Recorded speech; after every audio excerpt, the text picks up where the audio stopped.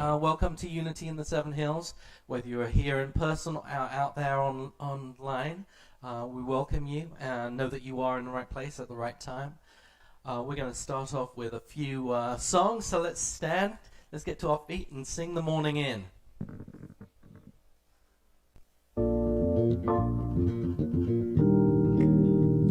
Little Eddie Watkins to start off with. No matter where you come from, no matter where you're going, here's a place where you can take comfort in the knowing that whether you've come to stay a while or just passing through, this door is open to you.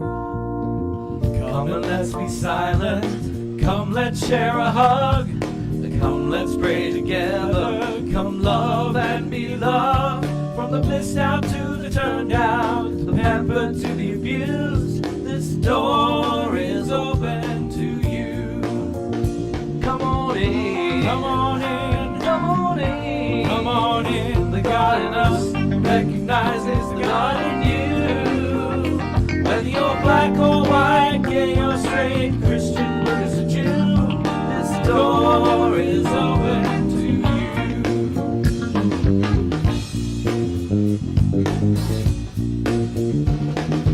If there's some kind of trouble or pain you're going through, know that you are not alone. Someone cares for you.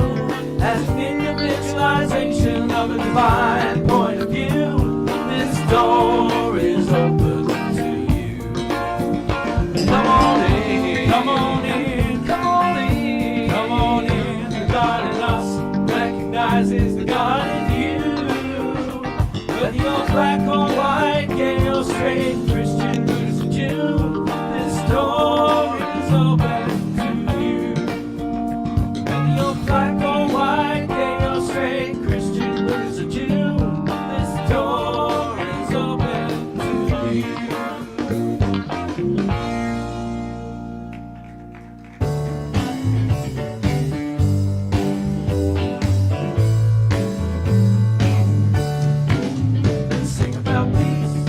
Love and understanding. Let's lend a hand, every boy and girl, woman and man, peace, love and understanding. It starts with us today. We hear the news, the fear is raging. Look on the screen, illusions are calling. We feel the pain, think all hope is gone. Begins with one, sing about peace, love and understanding. Let's lend a hand, every boy and girl, woman and man, peace, love and understanding. It starts with us today. We think there's nothing that we can do. It's not too big, it's the simple truth. Just be the change and the work is done. There's peace in the world, begins with one. Let's sing about peace, love and understanding. Let's lend a hand, every boy and girl, woman and man, peace, love and understanding. It starts with us today. It starts with us today. Where does it start? It starts with us today.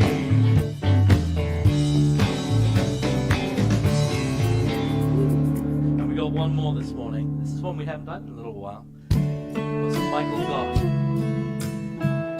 Karen Drucker, Daniel Pick. Big three, right? In this moment, in this place, I remember who I am, letting fear and worry fall away from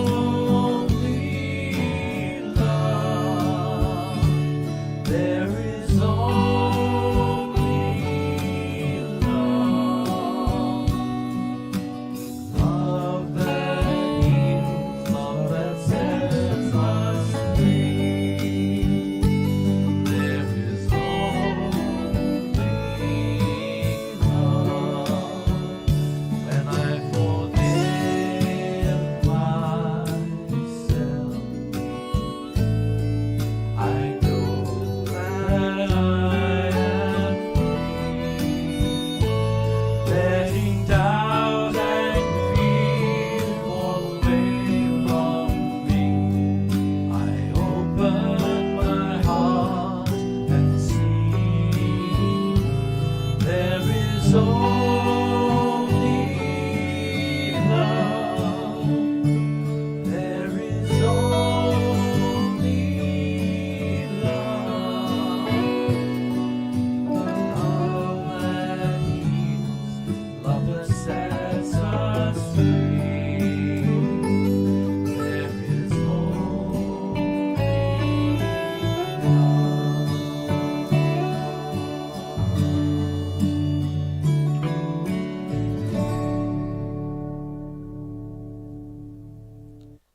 All right, you can take a seat. Good morning, everyone. So we're going to start with prayer, and I'm going to do something that you've heard me do before. This is a prayer that's really holy in the Jewish faith. It's the Shema. I'm going to go ahead and say it in Hebrew, and then what you're going to hear is not an exact translation in any way whatsoever. It will be my poetic interpretation. Let's take a few breaths and come to meet this moment.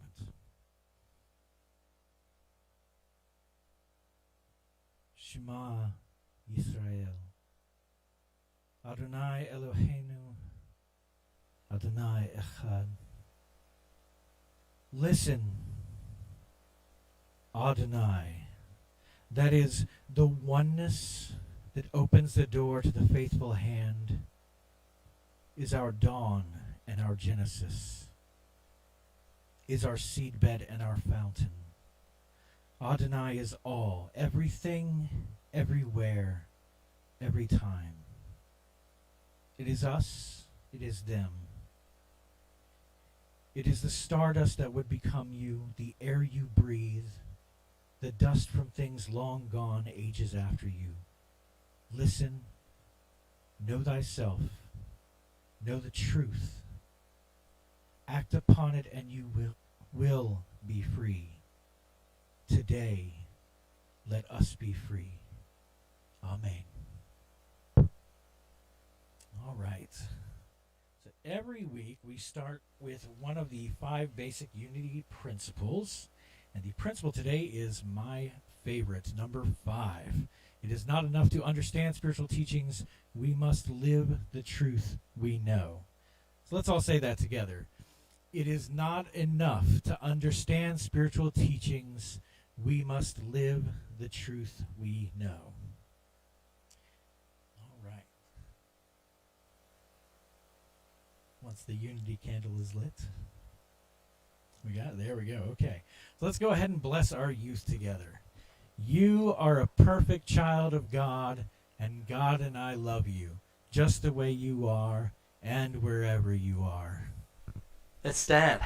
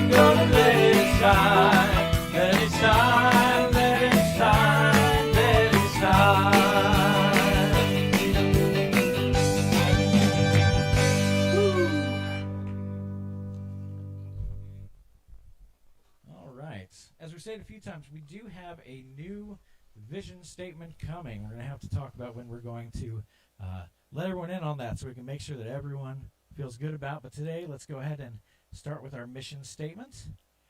Unity in the Seven Hills is a vibrant, inclusive community that inspires individual spiritual growth through education, prayer, heart connection, and sacred service. And our vision: Centered in spirit, we see a world transformed by divine love, where innovative solutions are celebrated and all needs are met. All right, today we are doing a little something different.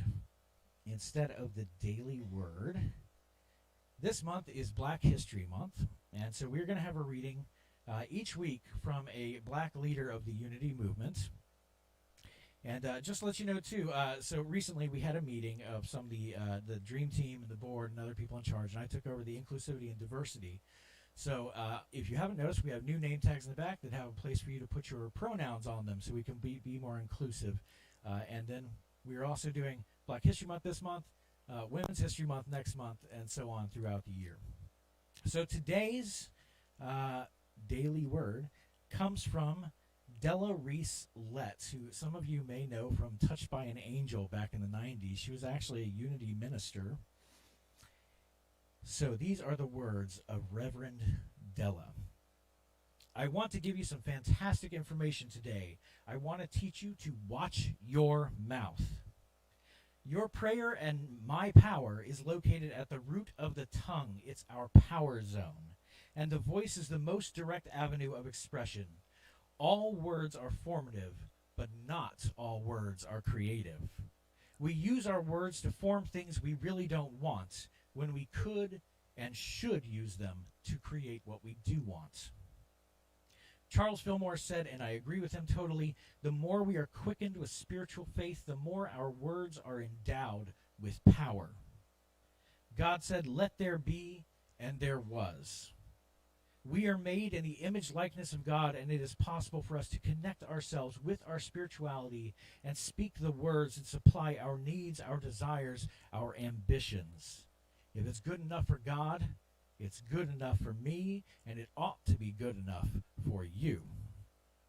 The spoken word hammers the things you desire into shape. It then forms the visible substance in accordance with the picture you have in your mind. Every word you utter makes an imprint in the astral ethers, and your word gives the universe a specific pattern by which to create what it is you want and bring it from the invisible to the visible. We identify ourselves with what we attach the I am to. Whatever we identify ourselves with, we manifest. We bring forth. So let's take, for example, when you say, "I am so tired," you are really saying, "I am calling on my spiritual identity, my peace of God, to make me tired." When you feel that way, tired I mean, you need to say, "I have energy. I am rested. My body is in a peaceful place. I am getting stronger all the time." And you are putting your spirituality to work for you. We have a tendency in this society to make conversation. There's something about the stillness that frightens us. We must fill up that void. Well, know this. Life and death are in the power of the tongue, and we must learn to speak only those words we want to manifest in our life. And now the special praise.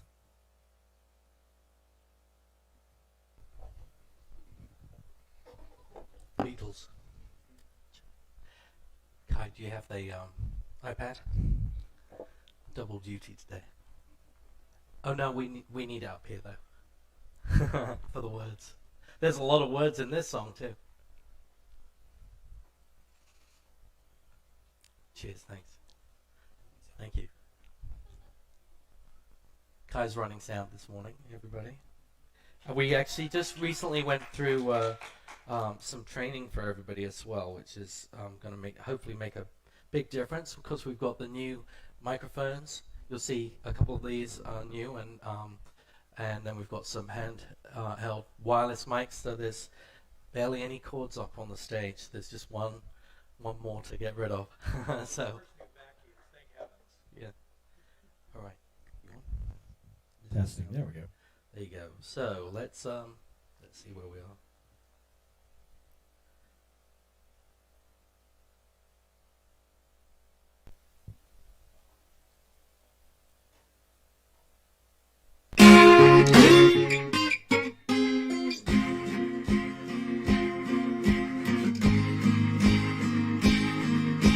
Words are flowing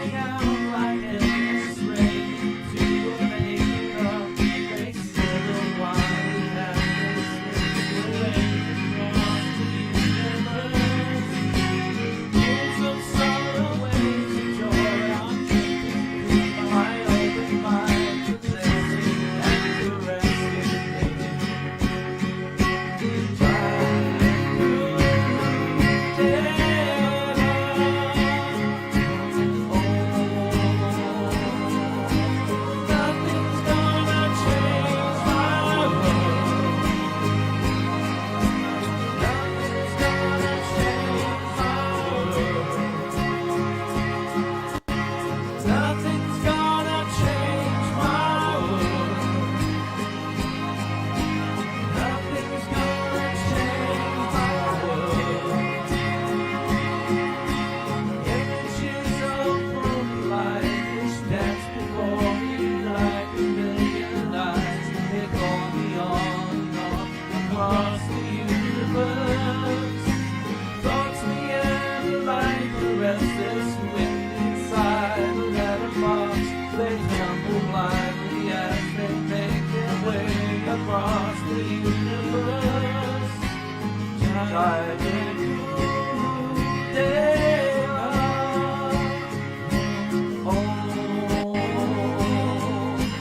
Nothing's gonna change my world.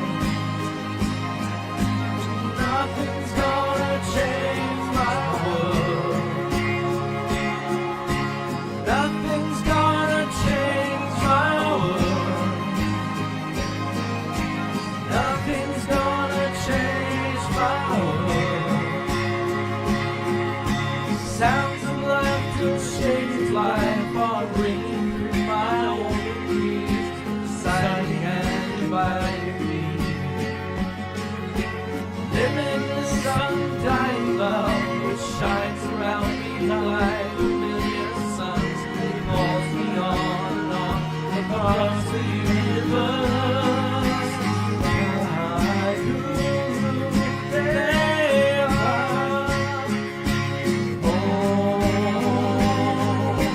Nothing's gonna change my world. Nothing's gonna change my world. Nothing's gonna change my world. Nothing's gonna change my world.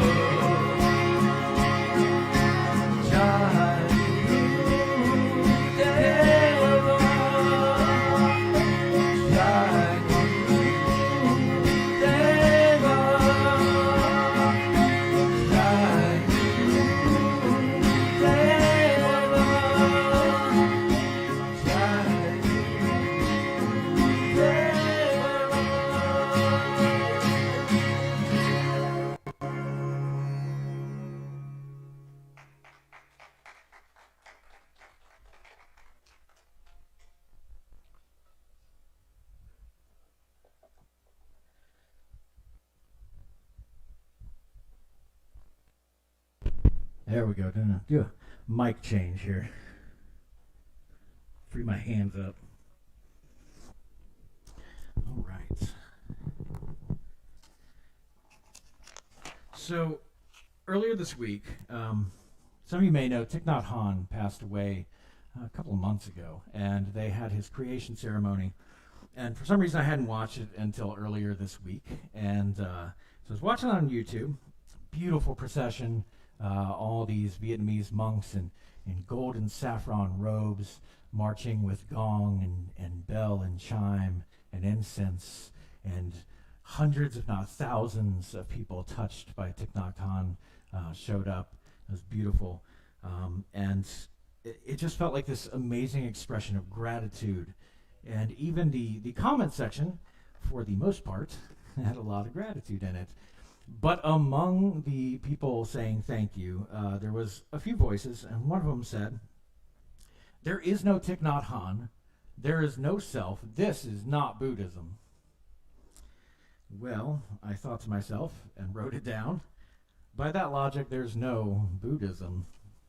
You knowingly clicked on a funeral service for a man you didn't believe existed, so you must have in some way believed he existed in order to know where to find the video, and to have an ego, a sense of self, which doesn't exist, to be bruised by the misalignment of non-existent things to the point at which you feel the need to tell a global audience of followers, including devout monks, that they are doing it, which doesn't exist, wrong. But then I took a breath and I checked myself, and I realized that I've been guilty of such bad thinking and misfounded outrage in the past before too. We spiritual Westerners often don't get the whole image of a belief system before we start professing that we fully understand it, myself included. And that's why I'm excited about the next many weeks as we go through unity and world religions. Let me start with a quote for you. "The East is the storehouse of a spiritual life of which we do not and cannot, in our present material thought environment, but in a limited degree, comprehend. The Christian religion has answered our needs up to the present age, but the evolution of the Spirit has created a demand for a religion of broader scope. And we turn to the lore of India for lack of a better system nearer home."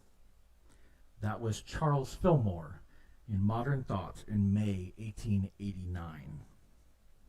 I first read that a month or so ago, and I wondered where Charles would have led this movement had he lived through the 50s and 60s when the U.S. suddenly became host to so many Eastern gurus. For instance, Satchidananda, Maharishi Mahesh Yogi, D.T. Suzuki, or Western spiritual thinkers of the same era like Ram Dass, Terence McKenna, Alan Watts, or even beat poets like my personal favorite, Allen Ginsberg. And I wanted to read you a little bit of Allen this morning, something that to me sounds very unity. "I call all powers of imagination to my side in this auto to make prophecy.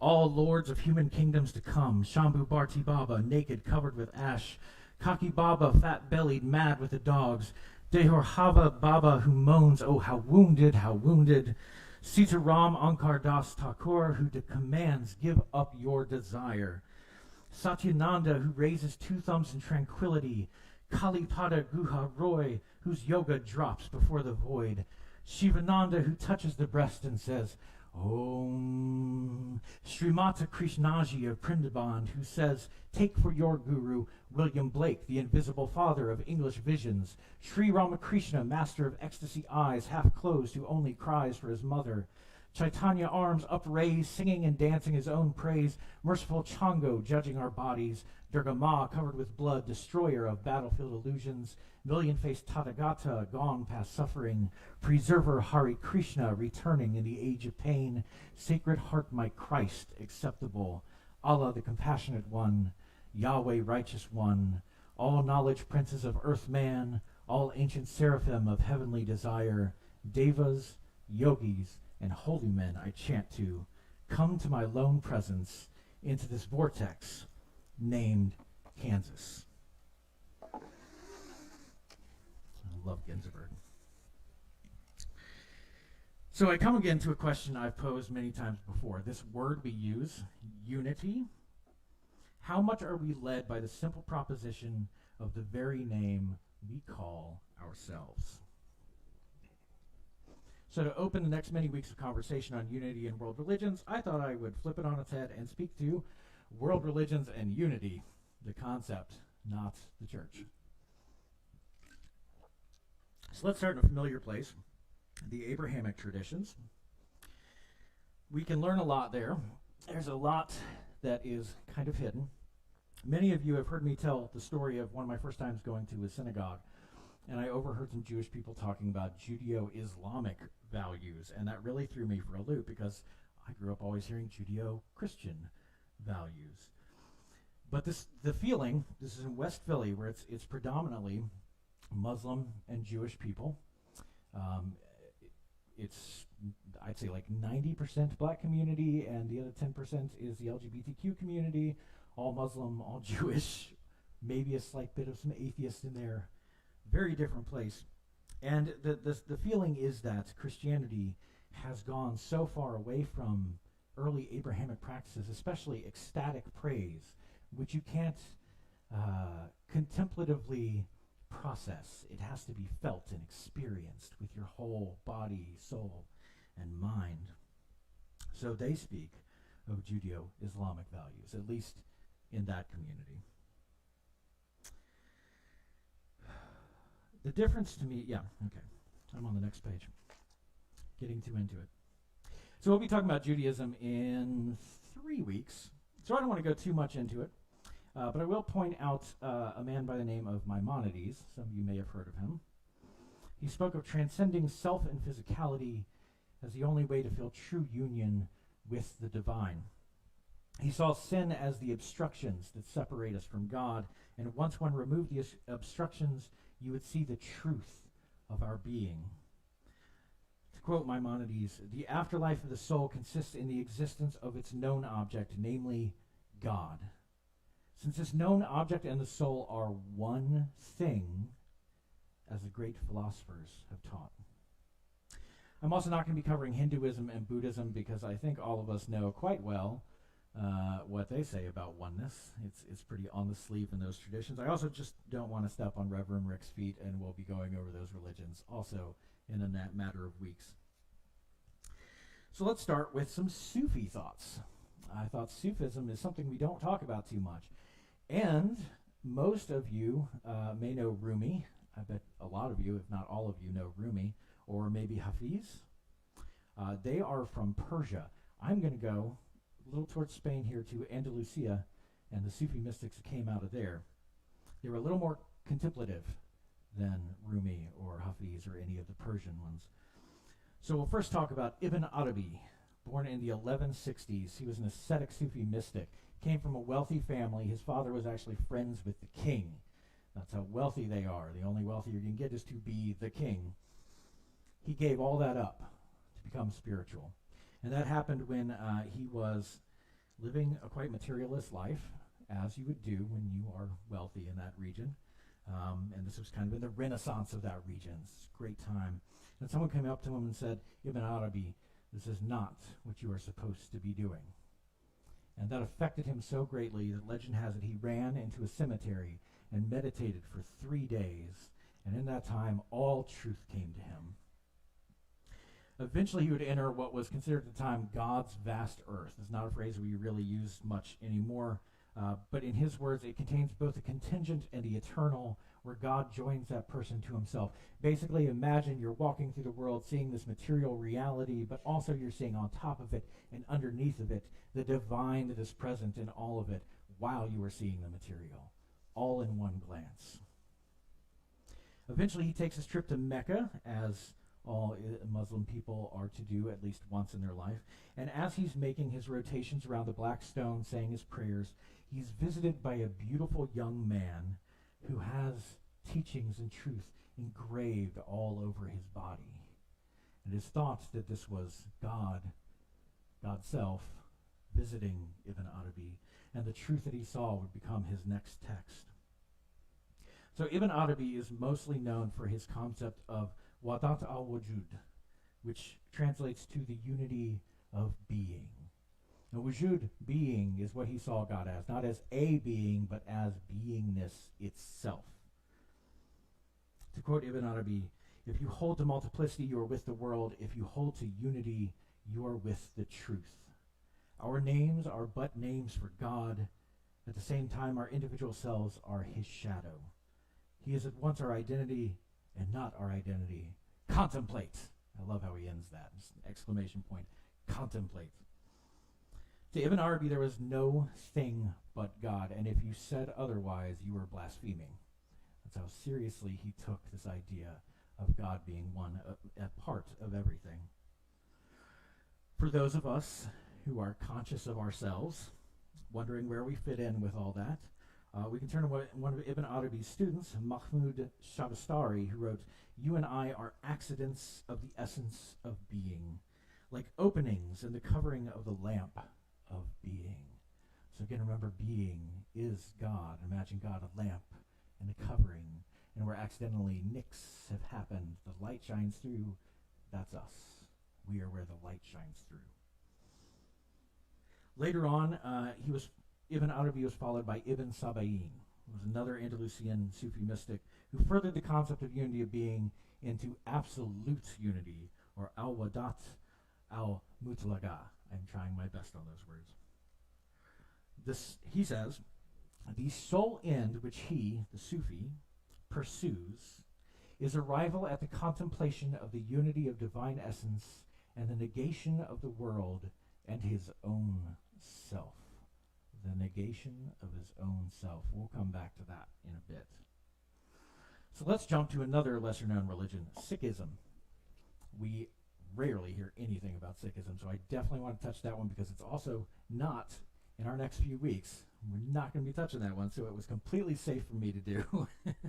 Now, I can say a lot about Sikhism. I have a ton of respect for the people of that faith tradition.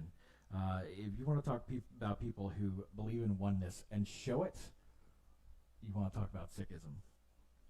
So there's a familiar, what may sound familiar to you, belief in the Sikh tradition. It says, there is only one God. He is the same God for all people and all religions. To me, that sounds exactly like the first principle. From their book, the Guru Granth Sahib, says, first God created light.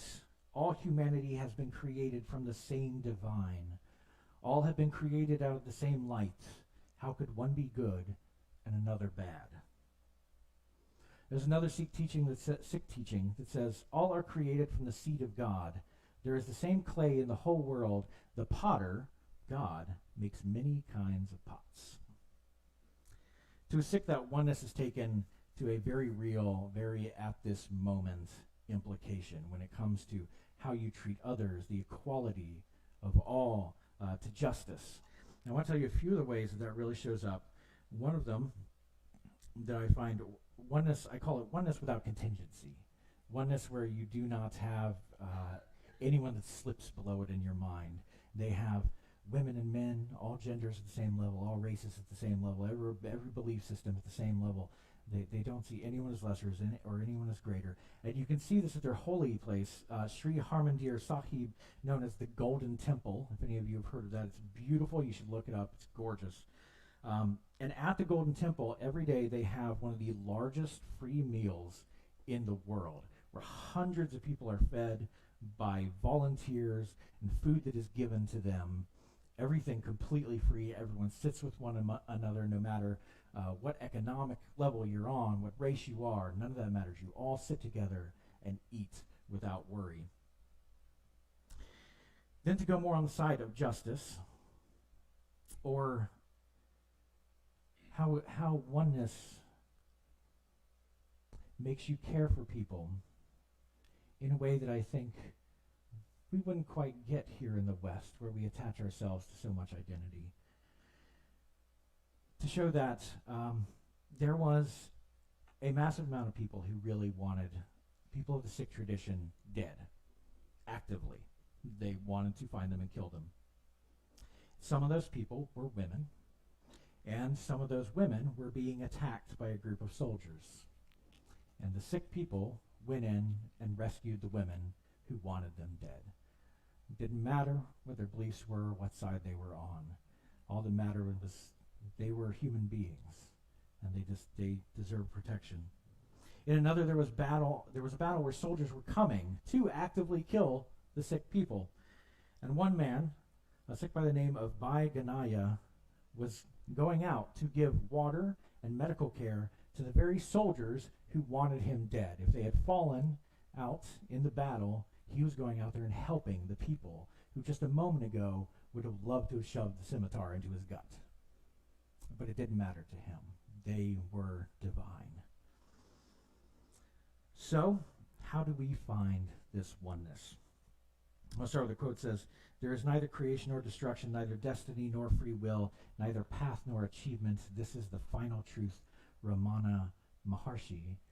I also want to remember a Dutch proverb. It's a little bit more fun. It says, "Place a frog on a throne, and it will not know it is king. It will jump away back to its pond." Now, this is supposed to mean something a little somber. It means that you can't escape your nature. And that's supposed to be a sad thing. But we know our nature is divine. So you can't escape your nature. You're all divine. We are all divine. So to remember that, one of the best ways I can suggest to do that is meditation, which is where I shove in my advertisement that we have meditation every Thursday night. Most of you aren't coming, so please come. I want a bigger group of people. If you've never meditated in a group of people, it's amazing. It magnifies everything you feel. It's wonderful. Please come experience the oneness. So, another way to think about how to feel oneness is to take the phrase, "I am one with God." How does that make you feel? Does that feel good? Let me tell you, there's a lot of errors in that sentence that take us away from the oneness. So we'll start with problem number 1, or problem I. I am one with God. As long as you are saying I, you are saying I am separate. I am this other thing. So imagine I was going to have my son make this for me, and my father went to the hospital last night, so it completely skipped my mind. But I was going to have my son build me a Lego house. So imagine I have a Lego house. It's a house. And I take off a piece and I say, is this a house? You would probably say no. I take off another piece. Is this a house? And I do that for every single piece in the house. None of them are a house, so where is the house? Well, you can do that with your own body. Take what makes you. Is this hand? Is this me? If I lose my hand, am I gone? If I lose my job, am I gone? If I lose my name, am I gone? So what am I? In which piece is me? And investigate that for a little bit. Just as you meditate, just break apart. Try and find what you are. And that will help you get rid of that section. The other problem is one with God. Again, that is making a separate thing. How can you truly be one if you are making separations? Although, if you want to know how you can be separate and part of the infinite, we'll do a little thought experiment. If I asked you to count every number, 1, 2, 3, 4, 5, 6, how many numbers are you going to count? An infinite number. It never ends. So I'll make it easier for you. Let's just count the even numbers. 2, 4, 6, 8. How many are you going to count? Infinite numbers. That didn't really help. Okay, we'll make it even easier. Why don't you just count from 0 to 1 in decimal points?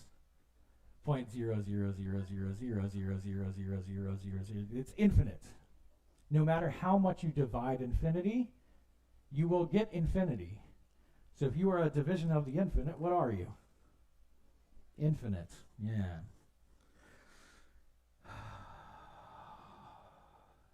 Oneness is just an experience in itself.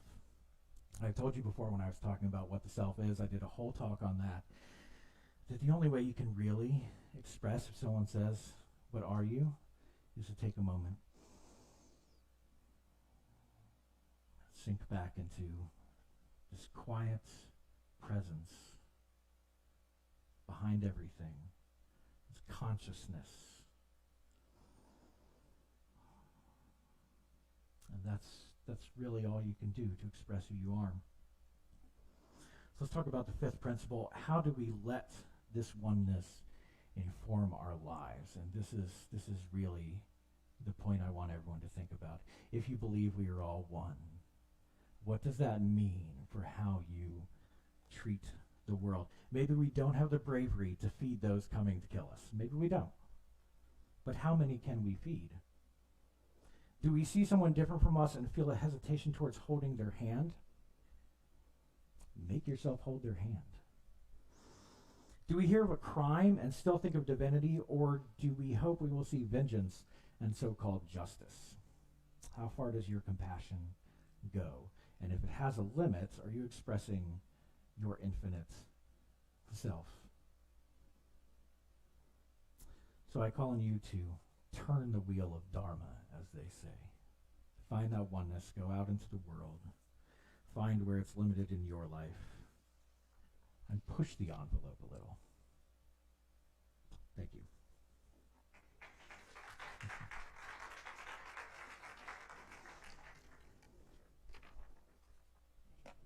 Switching mics again.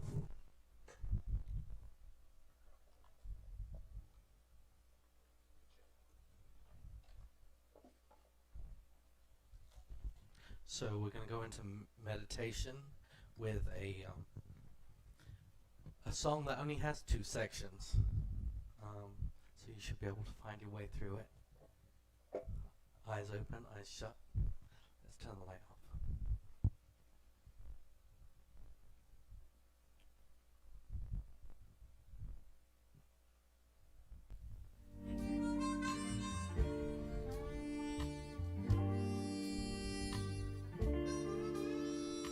Return again, return again. Return to the land of your soul. Return again. Return again. Return to the land of your soul. Return to who you are. Return to what you are. Return to who you are. Born and reborn again. Return to who you are. Return to what you are. Return to who you are. Born and reborn again. Return again. Return. Return to the land of your soul. Return again. Return again. Return to the land of your soul. Return to who you are. Return to what you are. Return to who you are. Born and reborn again. Return to who you are. Return to what you are. Return to who you are. Born and reborn again. Return again. Return again. Return to the land of your soul. Return again. Return again. Return to the land of your soul. Return again. Return again. Return to the land of your soul. Return again. Return again. Return to the land of your soul. Return again. Return again. Return to the land of your soul.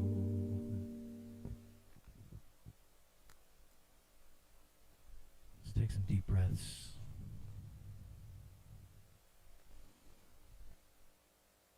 All the way down to the bottom of the belly. Breathe into any discomfort. Take that discomfort and breathe it out.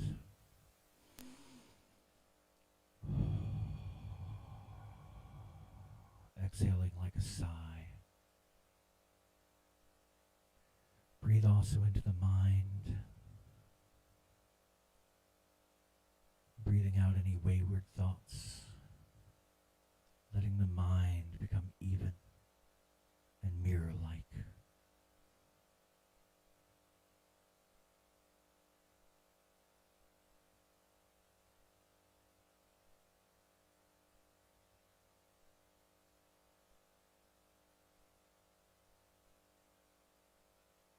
Keeping the focus on the breath. Imagine all that you normally imagine the self to be. And simply sit back out of it. Back into the silence.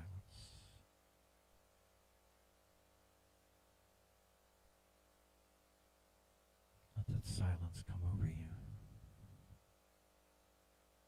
allowing the moment in as it is, and whatever it brings. Let's take a few moments in the silence to just be with everything that is.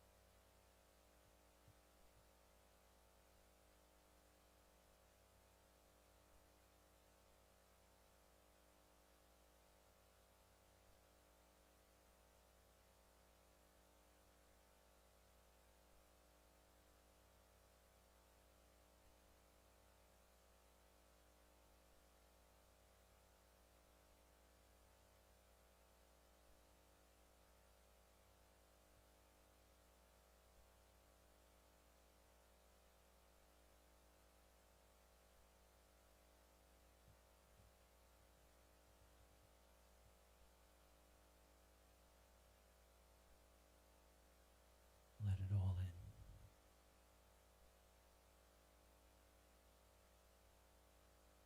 Let it expand you. Become spacious.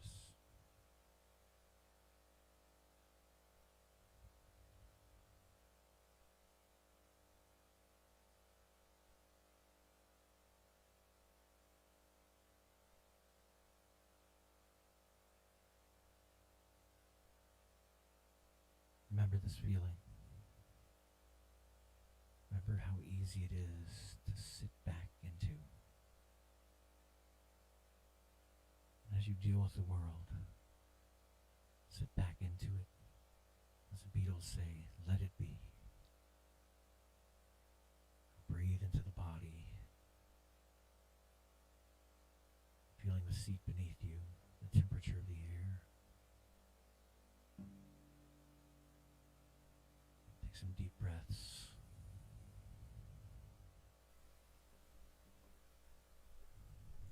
And open your eyes.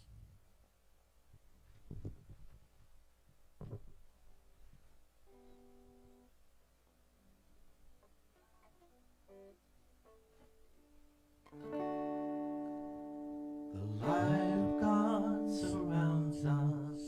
I am the light of God. The love of God enfolds us. I am the love of God. The power of God protects us. I am the power of God. And the presence of God watches over us. I am the presence of God. Wherever I am, God is. Wherever I am, God is.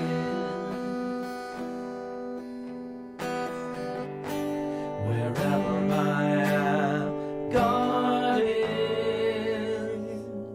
and all is well. Let's stand and sing.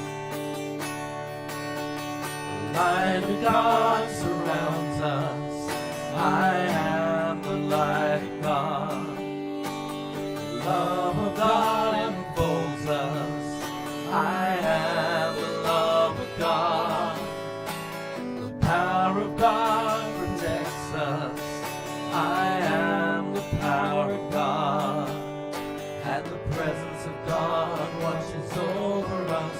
I am the presence of God. Wherever I am, God is. Wherever I am, God is. Wherever I am, God is, and all is well.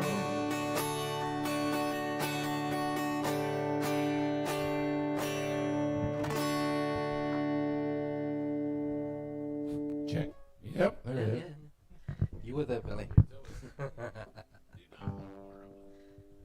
All right. Before we affirm our abundance, the pledge drive is still going on. If you do not have a pledge form, we do have some more in the back, and I just want to give you a quick update. So number one, what this is a pledge to try and reach our operational costs, because if we can get them covered, then all the money we get in can go to whatever we want it to go to. So just to give you an update, with 3 pledges turned in, only 3, we've already got 14,533 pledge. That's almost a third of what we're asking for from 3 people. So if you're wondering what kind of a difference you can make, that's the kind of difference you can make. So let's go ahead and affirm our abundance. Unity in the 7 hills is abundantly blessed. Creative people are drawn to us. Divine ideas flow through us. Financial resources bless us. And we accomplish mighty works together. And with that abundance, it's time to share our blessings. This month we are tithing to support. Do you remember who it is? Uncertain. I was told. Jubilee. Yes, There you are, Jubilee yeah. Center. Thank you, Robin. Thank you. In addition to tithing to our greater Unity family, there are 4 ways to give. You can give on Zelle, you can give by check, cash, or PayPal by clicking the link below. For those of you online, for Yeah, those of you at there's home, no I don't know link where you below click. here. As You our are the greet- link. As our greeter directs your road to go, place any gifts in the basket up front, then join the circle around the sanctuary. If all you have to give today is love, please just bless our basket. Now let's sing something wonderful.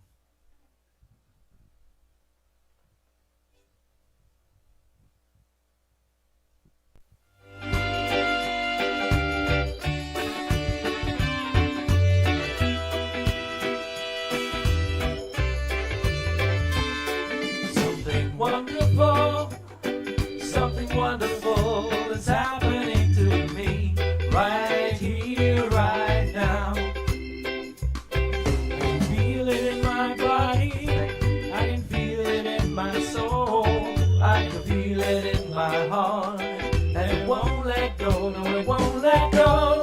All this love inside, we can let it shine. Something wonderful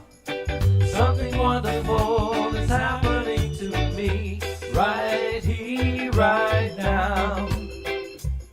I can feel it in my body, I can feel it in my soul, I can feel it in my heart, and it won't let go, no, it won't let go.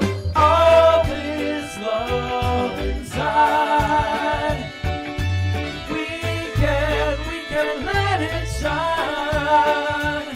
Something wonderful. Yeah, that's close enough, everybody. You keep on coming through. And as Give you everyone just a do, moment. as you do,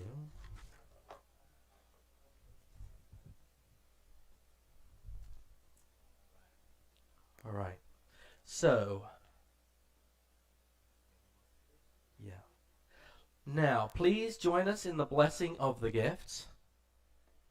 Divine love through me blesses and multiplies all that I have, all that I give, and all that I receive. United in mind, body, and spirit, I dedicate these gifts as they grow to bless our community, our neighborhood, and our world. Thank you for joining us today. A calendar of events is available at unityinthesevenhills.org, and there are copies also in the back. New Thoughts on Prayer. A class about Unity's affirmative prayer and Eric Butterworth's book, The Universe is Calling, will begin this Wednesday. So this Wednesday, the 8th at 1 p.m.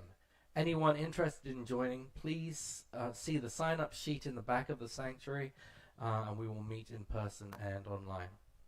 Monday, February the 13th, will be the first Spirit Circle covering our upcoming series, Unity and World Religions. The group will meet on Zoom at 7 p.m. Again, see the sign-up sheet in the back. If you would like a copy of the accompanying book or the book of the for the prayer class, see Ari. Namaste Cafe open mic returns. I was going to say with a bang. It's actually probably a bump at least. Returns on February the 16th at 7 p.m. So bring your music, poetry, juggling, or your ability to recite Chaucer's Canterbury Tales while bouncing on your nose Peter Gabriel performing In Your Eyes through a paper towel tube like it's a microphone. Okay. Who's got that talent? Okay. Let's celebrate our creative potential or just share some coffee and fun. And come down and share some fun with us. We will have a guest musician. And for those of you who missed the last few, it was like a free Yeah, concert. It was incredible. We've had some amazing performers actually from outside of the church and within. And let's welcome everybody. So next week, bring soup, salad, and desserts for our Super Bowl. Soup, S-O-U-P, a bowl. And point to the screen. And Next slide. next week's service starts at 10:30 a.m. Woo! 10:30 a.m. is when we start next week. Any questions? 10:30. Your prayer chaplain today is Regina. Where is Regina? There. And they will be around to hold space with you. We're about to sing the peace song and then gather for coffee. But before that, if you're watching at home, don't forget to like, subscribe, and comment, and click that bell icon for notifications. Every click of the subscribe button clears lifetimes of karma and guarantees your name will be in St. Peter's book. And that's just a minimum. Maybe, or maybe not. But it is still helpful, and promises like that got the Vatican through the Middle Ages and the dark times. So why not? Let's try. All right, so let's sing the peace song. Yeah. Come on. I want to, wait, Just hang a on. moment. You want to do that one? No, that's good. Keep jumping. Today was a small group, just me and my two girls. So we took some time to do some crafting. We did beads, and we made bracelets and keychains and stuff. Cool. Thanks. Now let's sing.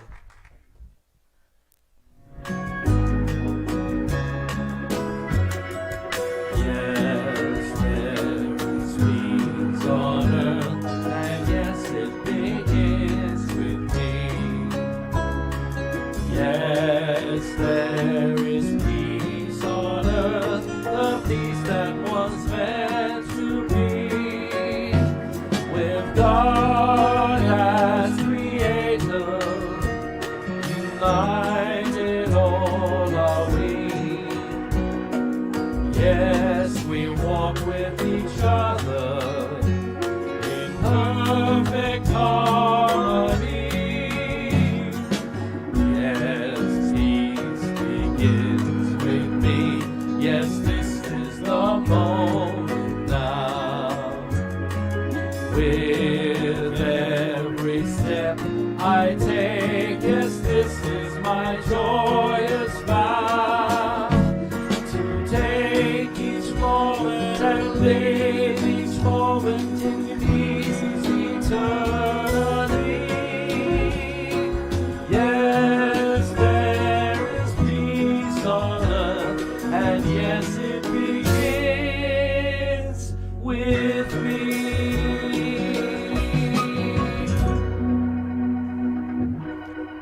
Thank you, everybody, Thank you. and we'll see